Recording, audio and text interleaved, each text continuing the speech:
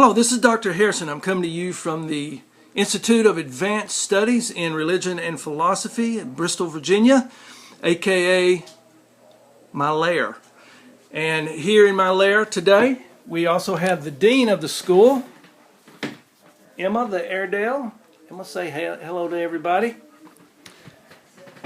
And so this week we are looking at the beginning of the Old Testament in the first 11 chapters, known as the primeval complex.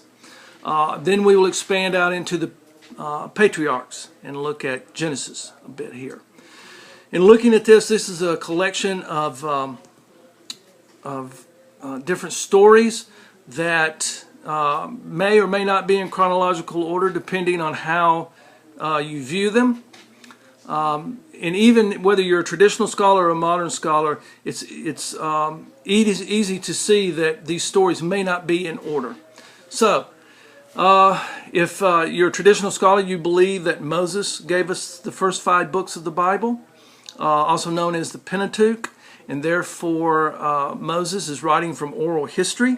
If you're a modern scholar, you believe that this is a collection of stories that are written down, passed along, and it is written by several different authors, so we will take a look at that. Now, what is the story about? It's about mankind that has been created by God. After being created, they sin. Man and woman sin. They're cast out of the idyllic utopian world. They go and start producing children, and the world begins to expand, mankind begins to expand, and these stories sort of give us sort of a history or an idea of what's taking place from that point. The real purpose is to get to the most important person of these stories, and that is Abraham. Now, one of the things that the stories point out is the point of view that mankind is a free agent, which means that he makes his own choices. God does not make choices for him, and therefore he can stumble and sin.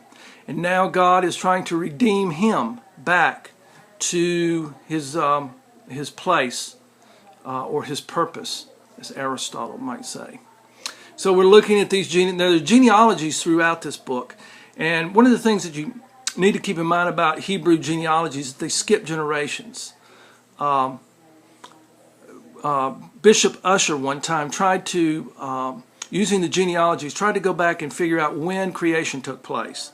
And he had come up with 4004 BCE. And so what Bishop Ussher did not know is that they skip generations there, and these are oral traditions. So that's important to sort of keep in mind as we go through here and look at these stories. After Adam and Eve are kicked out of the garden because of their free will led to rebellion. That rebellion, which we call sin or missing the purpose and mark of God, they are cast out. They have 2 sons. They have Cain and Abel. Of course, Cain kills Abel, and this is the first murder that we see. We see how God deals with this murder. We're also introduced to somebody by the name of Nimrod, who was the son of Cush, and we see that he was a great warrior, the first one to begin expanding kingdoms. Then we see the Tower of Babel, a description of what happens when mankind comes together and begins to build a society built on human ingenuity and human effort.